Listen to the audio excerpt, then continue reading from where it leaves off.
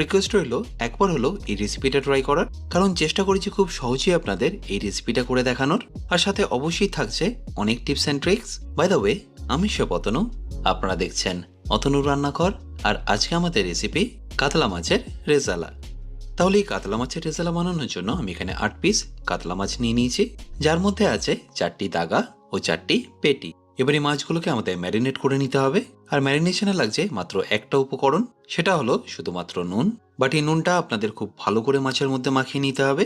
আচ্ছা, এখানে বলে রাখি আপনারা চাইলে একটু লেবুও দিতে পারেন, বাট যেহেতু আমি এই রেসিপিতে টক দই ব্যবহার করেছি তাই লেবুটা অ্যাভয়েড করলাম।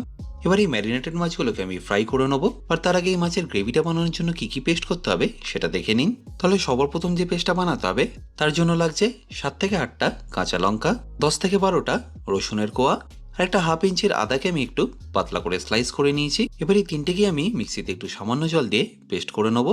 এরপর